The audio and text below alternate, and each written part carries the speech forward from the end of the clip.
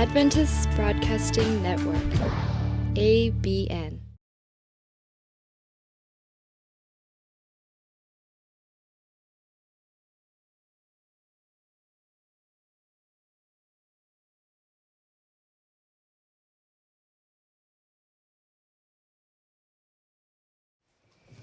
우리 하나님의 말씀 다니엘서 9장입니다. 다니엘 9장 1절부터 있는 말씀입니다.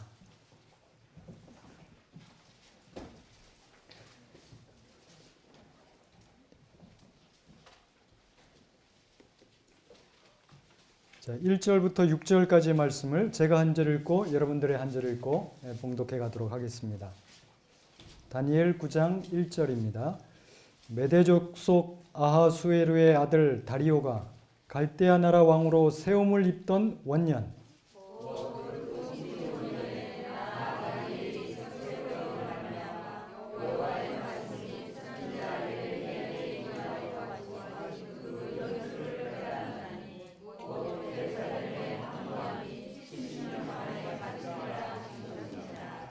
내가 금식하며 베옷을 입고 죄를 무릅쓰고 주 하나님께 기도하며 간구하기를 결심하고 내 하나님 여호와께 기도하며 자복하여 이르기를 크시고 두려워할 주 하나님 주를 사랑하고 주의 계명을 지키는 자를 위하여 너를 지키시고 그에게 이 나라를 베푸시는 자시여 우리는 이미 범죄하여 패역하며 행악하며 반역하여 주의 법도와 규례를 떠나싸우며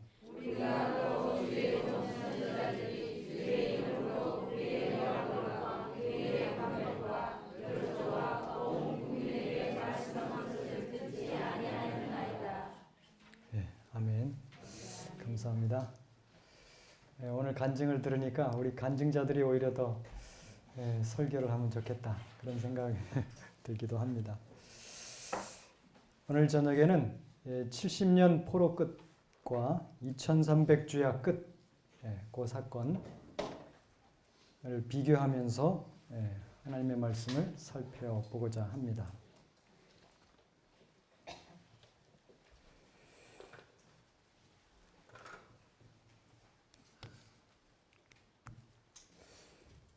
여러분 지금 이 다니엘서 9장의 사건은 이 다니엘이 바벨론의 포로로 잡혀와서 이제 포로의 끝 다 된 그때에 일어났던 사건입니다. 여러분 여기 그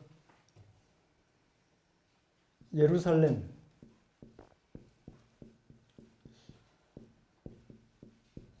이 예루살렘은 이 본래 하나님께서 인류에게 허락하셨던 이 하나님의 나라인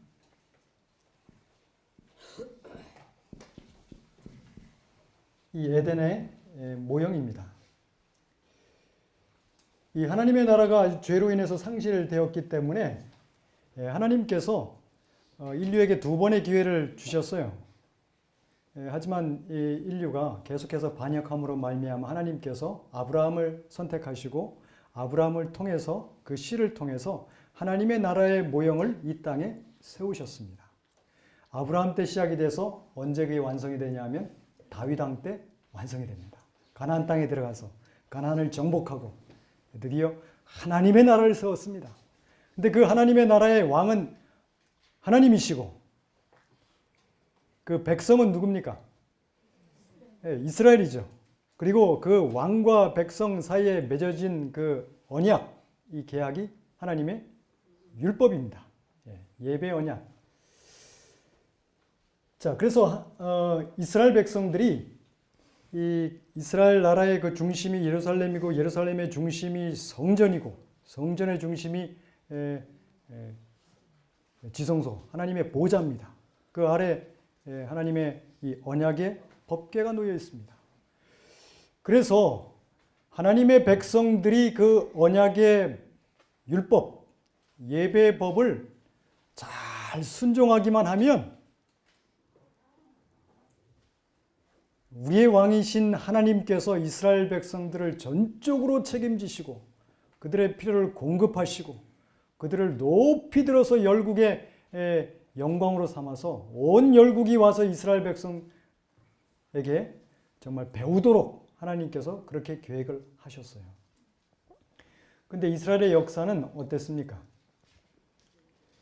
그 언약에 충실하지 않았습니다. 계속해서 배반하고 우상숭배에 빠짐으로 결국 그 죄 때문에 예루살렘이 무너집니다. 그리고 이스라엘이 어디로 포로 잡혀갑니까? 바벨론에 포로 잡혀가는 것입니다. 그것은 죄 때문에 그렇습니다. 자, 바벨론에 잡혀가 있고 거기 포로로 이 다니엘이 지금 잡혀와 있는 것입니다. 그래서 다니엘이 잡혀와 있는데 다니엘의 관심사가 무엇일까요? 이 다니엘은 총리가 되고 정말 그 출세를 한 사람이에요. 그럼에도 불구하고 다니엘의 유일한 관심사는 무엇입니까? 이 예루살렘 하나님의 나라가 언제 회복이 될 것인가? 이게 다니엘의 유일한 관심사였습니다. 그래서 다니엘 6장에 보면 그가 하루에 3번씩 어디를 향해서요? 예루살렘을 향해서 창을 열고 하나님 앞에 기도했는데 그게 뭘 위해서 기도했겠습니까? 하나님 언제 이 나라 다시 회복시켜 주실 것입니까? 네. 다니엘은 바벨론에서 부귀영화를 누렸음에도 불구하고 거기에 아무런 관심이 없었어요. 오직 그 나라의 회복, 이게 그의 관심사였습니다. 여러분 마지막 백성들도 마찬가지입니다. 그들의 관심사가 오로지 하나님의 나라가 언제 회복이 될 것인가. 거기에 우리의 애정과 관심을 두고 살아야 되는 것입니다. 그들이 깨어있는 자입니다. 세상의 마음을 뺏겨서는 안 됩니다. 우리의 마음이 언제나 그 나라에 있어야 되는 것입니다. 그래서 다니엘이 그 예루살렘의 회복을 위해서 늘 관심을 가지고 기도를 하면서 여기 보니까 2절에 보니까 뭘 연구했다 그랬습니까? 예언서를 연구했다는 것입니다. 여러분 이 다니엘이 마지막 남은 물이 슬기로운 처녀의 표상이기 때문에 다니엘이 무슨 일을 했는가를 우리가 잘 살펴봐야 됩니다. 그게 우리가 해야 될 일입니다. 예언서를 연구했습니다. 예언서를. 특별히 예언서 가운데 어디를 연구했습니까? 예레미야. 예레미야 25장 우리 11절 한번 읽어보실까요? 그 말씀을 읽다가 드디어 다니엘이 깨달았습니다. 예레미야 25장 11절이요. 이렇게 말씀하십니다. 이 온 땅이 황폐하여 놀램이 될 것이며 이 나라들은 70년 동안 바벨론 왕을 섬기리라. 나 여호와가 말하노라. 70년이 마치면 내가 바벨론 왕과 그 나라와 갈대아인의 땅을 그 죄악으로 인하여 벌하여 영영이 황무케 하되. 자, 그래서 비록 죄로 인해서 예루살렘이 무너지고 이스라엘 백성들이 바벨론의 포로 잡혀갔지만 하나님의 분명한 예언의 약속은 몇 년 만에 회복되겠다고요?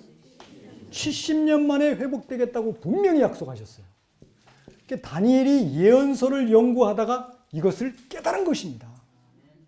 야, 그런데 보니까 이 다니엘이 깨달은 때가 다니엘서 9장에 보니까 언제입니까? 다리오가 갈대아 나라 왕으로 세움을 입던 원년. 이게 이 70년이 마치기 거의 2, 3년 전입니다. 고레스 원년에 첫 번째 석방령이 내렸기 때문에 그렇습니다. 예. 자, 그래서 이 다니엘이 드디어 예언서를 읽다가 드디어 깨달았어요. 아, 때가 되었구나. 여러분, 이 시대에 하나님의 백성들이 뭘 해야 됩니까? 하나님의 나라를 사모하면서 예언서를 연구해야 되는 것입니다. 그래야 이 마지막 이 하나님의 나라의 도래를 위해서 우리가 준비될 수 있는 것입니다. 우리가 사복음서도 연구해야 되고 다 하지만 이 하나님의 백성들이 이 거룩한 재림운동이 일어나기 위해서는요, 반드시 예언서를 연구해야 됩니다.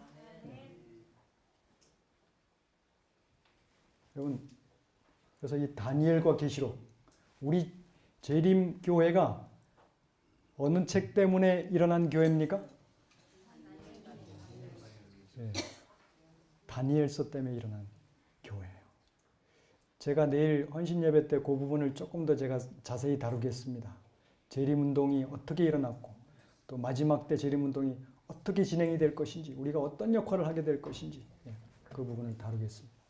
자, 그래서 이 시대에 하나님의 백성들이 특별히 이 집중해서 연구해야 될 책이 예언서입니다. 이 예언서를 연구하시기 바랍니다. 미련한 처녀는요. 재림운동 당시에 미련한 처녀는 어떤 처녀였습니까?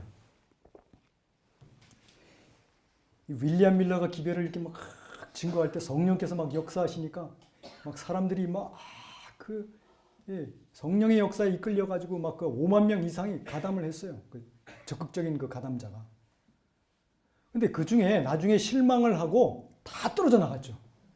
그리고 남아있는 숫자는 불과 소수였습니다. 아주 극소수만 남았어요. 그러면 이 남아있는 이 사람들을 슬기로운 처녀라고 말씀하셨고 떨어져 나간 무리를 미련한 처녀라고 그랬어요. 여러분 그 차이가 무엇이었습니까? 미련한 그 처녀들 떨어져 나간 사람들은요. 이 재림운동의 이 성령의 감화와 이 분위기가 하도 압도적으로 이 뜨거우니까 그 분위기에 이끌려가지고 그 친구의 감화 때문에 그냥 이렇게 휩쓸려가지고 온 무리예요. 그들은 진정으로 하나님의 이 말씀을 연구하다가 개인적으로 확신을 얻은 사람이 아니에요. 하나님을 만난 사람들이 아닙니다. 그들의 신앙의 기초는 다른 사람의 말이라고 하는 모래 위에 세운 신앙이었어요. 그런 신앙은 재림이 지체되거나 또 위기가 닥치면 그냥 다 무너지게 되어 있어요. 하나님과 우리와의 관계는 개인적인 관계인 것입니다. 그 누구도 대신해 줄 수 없습니다. 그래서 개인적으로 오늘 우리 간증 많이 들으신 것처럼 말씀을 연구하셔야 돼요. 특별히 이 마지막 백성들은 예언의 말씀 위에 내 신앙을 세워야 되는 것입니다. 여기 제가 이 부분이 중요하기 때문에 읽어드리겠습니다. 치료봉사 242쪽이요. 제가 말씀드리는 건 전부 다 영문 페이지입니다. 어떤 사람이 그의 마음과 의지를 다른 사람의 지배에 맡기고 그 사람의 손에서 수동적인 기구가 되는 것은 하나님의 목적이 아니다. 어떤 사람도 자기의 개성을 다른 사람의 개성에 흡수시켜서는 안 된다. 그는 어떤 사람을 치료의 근원으로 바라보아서도 안 된다. 그는 하나님을 의지해야 한다. 그는 하나님께 받은 인간의 존엄성을 소유한 그대로 하나님 자신의 지배를 받아야지 어떤 인간의 지배를 받아서도 안 된다. 하나님께서는 사람들이 당신 자신과 직접적인 관계를 맺기를 바라신다. 그분께서는 사람들을 하나님과 교제하게 하심으로써 하나님의 형상으로 변화되기를 바라신다. 그러나 사단은 이 목적을 좌절시키기 위하여 활동한다. 자, 이게 아주 중요한 말씀인데요. 하나님께서는 인간과 개인적인 관계입니다. 그래서 하나님과 이 말씀을 통해서 개인적인 이 관계와 이 교제를 통해서 사람을 변화시키시는 것입니다. 자, 그래서 이것을 사단이 알기 때문에 자, 하나님과 우리 이 개인 사이에 누구를 끼워 넣습니까? 여기다가 하나님을 직접 바라보지 못하게 하도록 여기다가 사람을 끼워 넣어요. 그래서 이쪽 모든 분야에서 이 전문가들을 여기다 집어넣는 것입니다. 종교계에서도 뭡니까? 종교 전문가들을 딱 집어넣어요. 그래서 하나님께 나아가지 않고 사람을 거쳐서 나아가게 하는 것입니다. 그러면 사단이 보십시오. 누구만 장악하면요. 요 사람을 장악하면 요 나머지를 전부 다 장악할 수 있는 거예요. 이게 사단이 쓰는 이 불법의 비밀 중에 하나입니다. 중세시대 천주교가 그랬어요. 성경을 못 읽게 하고 누구 말만 듣게 했습니까? 신부의 말만 듣게 했어요. 오늘날 개신교는 어떻습니까? 개신교도 그렇게 됐어요. 그래서 스스로 말씀을 이렇게 전도를 해보면 분명히 진리인데도 이 목사 말만 듣고 이게 맹종하기 때문에 목사님이 아니라 그러면 아닌 거예요. 신앙이 사람의 말에 기초하고 있는 것입니다. 자, 그래서 이게 아주 무서운 것입니다. 이래서 이 종교적인 노예로 삼는 것입니다. 전부 다. 그래서 이 설교가들, 이 목회자들이 해야 될 일은 제가 오늘 낮에 말씀드린 것처럼 침례 요한처럼 하나의 기별자들, 예수님과 여러분과를 중매시키는 그 역할로 끝나야 되지, 그 이상으로 사람을, 자기를 바라보게 하거나 추종시켜서는 안 되는 것입니다. 계속 예수님을 바라보도록 사람들을 이끌어줘야 돼요. 그리고 여러분 청중들은 어떻습니까? 여러분들은 이 기별자를, 이 설교자를 바라봐서는 안 돼요. 의지해서는 안 됩니다. 거기에 내 신앙의 그 전부를 걸어서는 안 되는 것입니다. 이 설교는 여러분들로 하여금 이 어떤 강한 말씀에 자극을 줄 수 있어요. 하지만 그것이 나의 신앙이 되는 것이 아닌 것입니다. 그 말씀을 받고 그런가 하고 돌아가서 개인적으로 말씀을 연구하면서 성령께로부터 직접 깨우침을 받아야지 그 말씀이 내 것이 되는 것입니다. 네. 우리가 그런 신앙으로 나가야 돼요. 그래서 여러분 이 영적 친교 모임이라고 하는 것은 대단히 중요합니다. 저는 저희 교회에서 뭐 제자 훈련을 이렇게 뭐 많이 요즘 강조를 하는데, 제가 가지고 있는 생각은 사실은 그렇습니다. 이 식사하면서도 잠깐 말씀드렸는데, 이렇게 허물 많은 이렇게 불완전한 사람이 무슨 제자 훈련을 시키겠습니까? 오로지 스승은 예수님밖에 없어요. 저는 그걸 중매시키는 역할만 하고, 그 다음에 뭐 성경 지식 가지고 사람이 변화됩니까? 설교 아무리 해도 안 변화돼요. 사람은 듣고 변화되는 게 아니고 보고 변화돼요. 예수님이 그렇게 하셨어요. 그래서 삶을 나누게 하는 것입니다. 삶을 자꾸 친교 모임을 통해서 이 말씀을 내 삶에 적용한 그 삶을 나누게 함으로써 그렇구나, 이렇게 해서 제자 훈련이 되는 것입니다. 여러분, 그래서 우리가 개인적으로 이 마지막 시대에 예언을 연구하는 것이 대단히 중요한 것입니다. 여러분 돌아가셔서 이 말씀의 집회, 이것은 시작에 불과합니다. 물론 잘 하시는 분들 다 전부 다 하시지만 돌아가셔서 더 깊이 말씀을 연구하시고 말씀으로 하나님과 동행하시기를 바랍니다. 자, 그런데 그 다음에 예언서를 연구한 다음에 다니엘이 딱 보니까 뭐가 됐습니까? 이제 회복될 때가 되었어요. 딱 깨달았어요. 여러분 지금 어떻습니까? 이 죄로 인해서 잃어버린 바 되었던 하나님의 나라가 회복이 될 때가 되었습니까? 안 됐습니까? 되었습니다. 되었어요. 재림운동이 윌리엄 밀러가 다니엘 8장 14절을 통해 가지고 2300주야까지니 그제야 성소가 정결하게 함을 입으리라. 물론 윌리엄 밀러는 그 당시에 그것을 말씀을 좀 오해했지만 분명히 그것은 예수님이 마지막 인류를 위한 봉사를 위해서 지성소에 들어간 사건이에요. 그 봉사가 끝나면 하나님의 나라가 임하는 것입니다. 그래서 70년 포로기 끝과 2300주야의 끝은 이게 모형적으로 같은 사건이에요. 하나님의 나라의 회복입니다.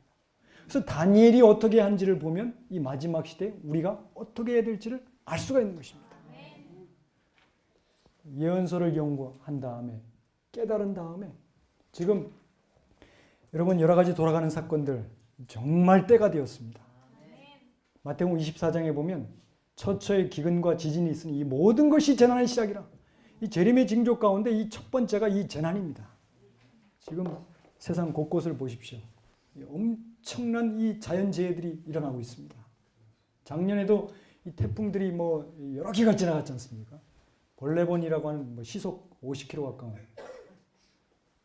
근데 여러분 그 태풍이 직접 강타를 했으면 상당한 피해를 줬을 겁니다. 근데 미국에서 상륙한 그 초대형 그 태풍은 시속 128km였어요. 그건 대단한 폭풍입니다. 근데 앞으로 이 과학자들이 200km가 넘는 태풍들이 온다 그럽니다. 200km들은요, 오게 되면 이 큰 아파트 건물 같은 게 무너집니다. 그리고 지금 곳곳에 지진들이 많이 일어나는데, 여러분 이 보십시오. 이 밤을 꾸을 때 어떻습니까? 잘못 이렇게 밤 굽다가 잘못하면 어떻게 되죠? 팍 터지죠. 큰일 납니다. 근데 지금 이 지구가 사실은 그런 상태에 있어요. 우리 지구 아래 이 마그마, 이 거대한 이 용암, 이 불덩어리들이 있어요. 이것을 남극과 북극에서 사실은 식혀주는 냉각 장치로서 이렇게 하고 했는데, 그런 것들이 지금 이 온도가 이게 올라감으로 말미암아 그런 게 다 없어졌어요. 그래서 이 지구에 있는 이 지각판들이 지금 깨지고 있습니다. 그래서 앞으로 최근에 들어서 이 지진 빈도수가 여러분 인터넷 쳐보면 아시겠지만 이렇게 완만하게 올라가다가 최근 몇 년 사이에 이렇게 급증했습니다. 근데 앞으로 이런 일들이 훨씬 더 많이 일어나는 것입니다. 이런 것뿐만이 아니고 지금 미국에서는 뭐가 통과됐습니까? 여러 주에서 동성애 합법화됐어요. 그래서 앞으로 모든 주에서 그런 일들이 아마 일어날 텐데요. 그래서 교회에서조차도 그런 거에 대해서 잘못됐다고 설교를 하면 잡아가게 됩니다.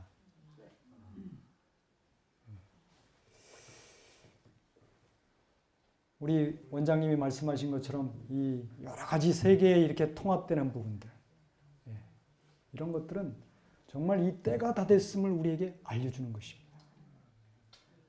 다니엘이 때가 됐음을 안 다음에 다니엘이 한 일이 무엇입니까? 여기 우리가 3절 내가 금식하며 베옷을 입고 죄를 무릅쓰고 주 하나님께 기도하며 간구하기를 결심하고.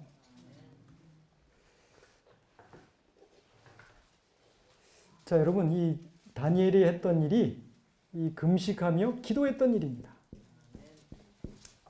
다니엘이 왜 기도했을까요? 여러분 한번 생각해 보십시오. 하나님이 70년 만에 포로가 끝난다 그랬으면 이제 잘 됐네? 이제 기다리면 됐네? 여러분 그렇게 다니엘이 하지 않았어요. 다니엘이 왜 기도했습니까? 여러분 이건 대단히 중요한 일입니다. 자, 하나님의 이 계획과 뜻은 분명히 있어요. 뜻은 있는데 인간이 뭐 하지 않으면 하나님이 그것을 시행할 수가 없습니까? 기도하지 않으면, 원하지 않으면 하나님께서 그 일을 하실 수가 없습니다. 그럼 왜냐하면 제가 몇 번 말씀드렸죠. 첫 번째 창조할 때 하나님께서 인간에게 의사를 물을 수가 없었어요. 그냥 일방적으로 창조를 하셨단 말이에요. 그러다 보니까 루스벨이 하늘에서부터 우리 하나님은 독재자고 자기 마음대로 하는 분이고 우리는 로봇이다. 자, 그래서 하나님께서 이 문제를 우주 앞에서 풀어내셔야 됐어요. 그래서 이 지구의 타락의 역사를 통해 가지고 하나님께서 하시는 거예요. 절대로 인간의 구원의 역사를 하나님 일방적으로 진행하지 않으시는 것입니다. 하나님은 계획을 하셨지만 인간이 원해야 그 일을 이루시는 것입니다. 그래서 하나님께서는 당신의 뜻을 이루시기 전에 반드시 기도자를 일으키세요. 원하는 사람 한 사람도 없고 관심도 없고. 근데 하나님께서 일방적으로 그걸 할 수가 없는 거예요. 그래서 다니엘과 같은 이 남은 무리를 일으키는 거예요. 기도하게 하는 것입니다. 출애굽기 2장에도 보면 이스라엘 백성 이 창세기 15장에 아브라함에게 하나님께서 약속하셨어요. 너희 자손이 애굽에 종살이 하지만 몇 년 만에? 400년 만에 돌아오겠다. 약속을 분명히 했어요. 그런데 하나님께서 언제 그 약속을 성취시키십니까? 이스라엘 백성이 그 고역으로 인하여 하나님 앞에 부르짖음이 크니 하나님께서 그 부르짖음을 듣고 아브라함과 이삭에게 하신 언약을 기억하셨더라. 약속하셨지만 부르짖어야 하나님께서 시행하시는 것입니다. 사도행전 1장에도 너희는 예루살렘을 떠나지 말고 내게 약속한 것을 기다리라. 근데 그 약속을 의지해서 하나님의 백성들이 120명이 마가다락방에서 간절하게 기도할 때 하나님의 성령께서 임하신 것입니다. 자, 그래서 우리가 소원해야 됩니다. 우리의 기도는 우리 기도에 대해서 생각할 때 이 기도는 내 필요와 내 소원을 하나님 앞에 아뢰가지고 하나님을 감동시켜서 그것을 들어주게 하는 것이 기도가 아닙니다. 그건 이방인의 기도죠. 이방인은 그렇게 해요. 온갖 정성을 다 기울이고 불교에서는 뭐 천배를 드리고 천주교에서는 묵주를 돌리면서 수많은 의식을 행하고 개신교에서는 기도할 때 어떻게 기도합니까? 주여! 뭐 삼창을 하고 뭐 열정을 다하고 이렇게 해서 하나님을 감동시켜가지고 하나님을 하여금 내 소원을 들어주도록 하나님을 조르는 이방인의 기도입니다. 그거는 기도가 아닙니다. 여러분 성소에서 기도가 분향단이 어디에 있습니까? 저희 이 성소 안에 있는데요. 이 분향단이 이 분향단에 들어가기 위해서는 반드시 어디를 거쳐야 됩니까? 이 번제단을 거치게 되어 있어요. 이 번제단을 통해서 성소 안에 들어가게 되어 있는 것입니다. 그래서 기도는 어떤 사람이 기도할 수 있느냐 하면 이 십자가를 통과한 사람만이 기도할 수 있습니다. 그 기도만이 하나님이 받으시는 기도예요. 예수님과 함께 내 자아가 죽고 내 안에 예수님이 주인이 된 사람, 그 사람이 성소 안에 들어가는데, 그러면 예수님이 내 인생의 주인이면 기도의 주인도 누구십니까? 예수님이에요. 자, 그래서 내 소원이 아니고 예수님의 소원을 잘 말씀을 통해서 깨달은 다음에 그 소원이 이루어지도록 우리가 소원하고 기도해야 되는 것입니다. 그 기도가 지성소의 하나님의 보좌에까지 올라가는 기도예요. 내 죄된 욕망에서 나오는 기도, 이런 거는 하나님 앞에 올라가지 않습니다. 하나님의 뜻을 깨달았을 때는 그것을 진정으로 소원해야 됩니다. 열망해야 돼요. 그래서 기도하라고 말씀하시는 것입니다. 여러분 정말 소원하시기 바랍니다. 두 번째 창조에서는 주님께서 다른 말로 하면 하나님이 당신의 뜻을 알려주신 다음에 우리의 주문을 받으세요. 주문을 받아가지고 생산을 하세요. 쉽게 말하면 얘야 내가 좀 나한테 주문해다오. 하나님이 정말 주고 싶은데 우리가 뭐 하지 않으면, 원하지 않으면 주실 수가 없다니까요. 그래서 아버지의 마음을 안 다음에 아버지 제가 그걸 정말 원하니까 꼭 좀 주세요. 그런데 우리 아버지의 뜻이 뭡니까? 이 하나님의 나라의 회복이에요. 그래서 우리의 첫 번째 기도, 그 나라와 그의 의를 위해서 기도해야 되는 것입니다. 근데 왜 한 번의 기도를 응답을 안 하실까요? 한 번 기도하면 좀 들어주시면 참 좋겠는데, 제가 시도사 있을 때 장로님 한 분이 저한테 그런 얘기를 하더라고요. 하나님이 다 아시는데 뭘 기도를 하냐고. 한 번만 하면 되지 뭐. 그냥. 여러분 왜 그러실까요?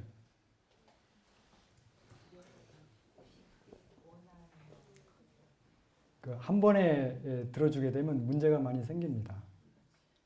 인생 살다가 힘들면 주님 그냥 이대로 끝났으면 좋겠네요. 저 죽여주세요. 그래? 알았다. 목회하다가 아유 참 힘드네요 목사님. 하나님 저 그만둘래요. 그래 그럼 그렇게 해라. 이렇게 되면 큰일 납니다. 저도 몇 번 죽었어요. 자, 인간이 이 한 번에 나오는 기도들은 이 많은 경우에 분위기와 이 충동에 의해서 나오는 게 많습니다. 진정으로 내 마음의 의지, 정말 소원이 아니에요. 그것은 오랜 기간 동안에 그게 다져지고 해서 이게 형성이 되는 것입니다. 하늘 모든 거민들이 다 보고 있어요. 근데 정말 이 사람이 원하는지 원하지 않는지 정말 원할 때 하나님 저 사람이 정말 원합니다. 꼭 들어줘야 되겠습니다. 그럴 때 하나님께서 들어주실 수가 있다니까요. 그래서 우리가 이건 조금 오해할 수도 있는 말이지만 하나님을 도와드려야 돼요. 왜냐하면 하나님은 아버지시기 때문에 정말 주고 싶어 하신다니까요. 근데 우리가 정말 그걸 원해야 돼요.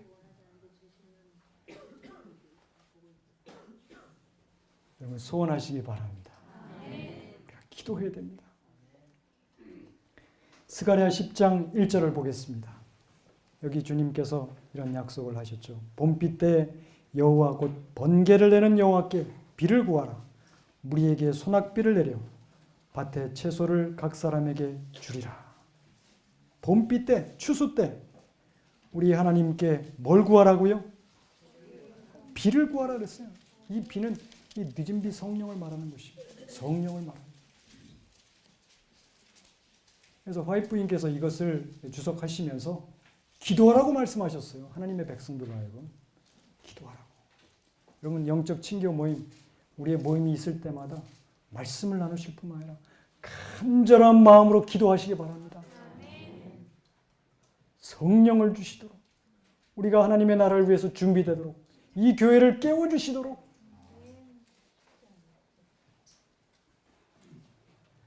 그렇게 할 때 하나님의 성령께서 우리에게 역사하실 것입니다. 자, 그런데 이 다니엘이 기도할 때 그 내용을 한번 보십시오.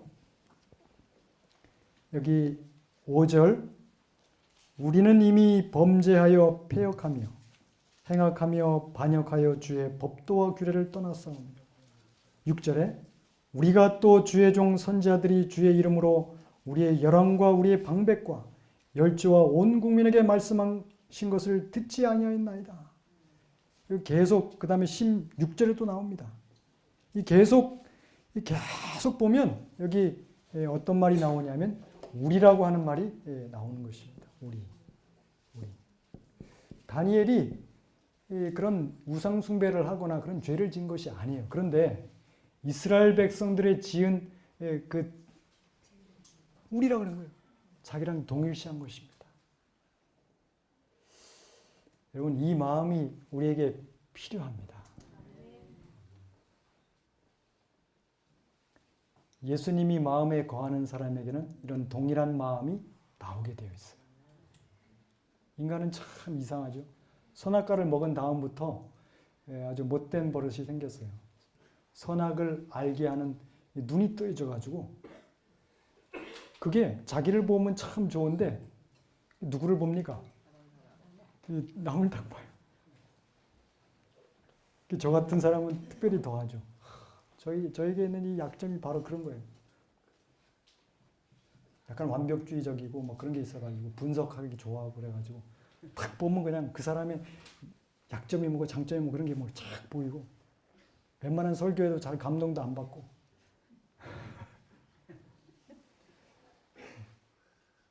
여러분 인생에 살면서 나보다 더 악질 있습니까? 나보다 더 악질 있다고 생각하세요? 그래가지고 우리는 다 돌을 들고 있어요. 손에 치려고. 바리새인의 기도 이렇게 했죠. 나는 저희와 같지 않음을 인해서 하나님 감사하나이다. 나는 저 사람하고 같지 않아요. 나는 의롭고 깨끗하기 때문에 능히 돌을 던질 수 있다. 이렇게 생각해요. 말은 맞아요. 말은 맞아요. 근데 여러분, 우리가 옳은 말을 할 때도 저 사람하고 나하고 같다는 사실을 알아야 됩니다. 내가 환경이 좀 달랐고 기회가 주어지지 않았을 뿐이지 뿌리로 들어가면 똑같은 죄인입니다, 여러분. 나와 저 사람이 같다는 사실, 그 사실을 정말로 가슴으로 안았을 때 하는 말하고 나는 너하고 달라. 이렇게 해서 내뱉는 말하고 다른 것입니다. 이건 사단의 영의 지배를 받고 있는 말이에요.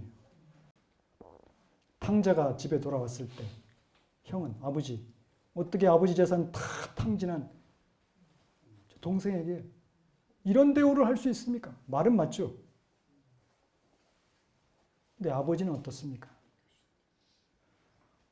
여러분, 예수님이 마음에 들어온 사람은 탕자 아버지의 마음을 가지고 있는 사람이에요. 다니엘이 그런 마음을 가지고 있었어요. 그래서 기도한 것입니다. 에스겔서 9장 4절에 보면 예루살렘의 가증한 일을 인하여 탄식하며 우는 자의 이마에 뭐라고요? 인치라고요. 예수님의 마음입니다. 예수님의 마음. 내 자식 누가 욕하고 이렇게 하면요, 부모 마음은 아파요. 우리 김진영 목사님이 그때 제가 어렸을 때 설교하신 거 제가 기억합니다. 그 장모님이 한 100세쯤 되셨는데 그 치매가 걸리셨대요. 그래서 뭐 기차를 타고 서울역에 도착해서 마중을 나가고 모시고 오는데 서울역 광장에 이렇게 빠져나오시다가 갑자기 치마를 이렇게 확 내리더니 거기서 쉬하시는 거예요. 아유, 앞에 가다가 갑자기 그런 일이 닥치니까 막 발을 동동 구르면서 아유, 거기서 그렇게 하면 어떡하냐고 막 그러는데 지나가시던 60세 그 할머니 한 분이 뒤로 싹 가더니 치마를 이렇게 쫙 부채처럼 펼쳐가지고 쫙 가르시고 아유, 그 모습을 보고 나서 이제 시 다 하고 다 정리된 다음에 조용히 가시더래요. 너무 부끄러웠다고.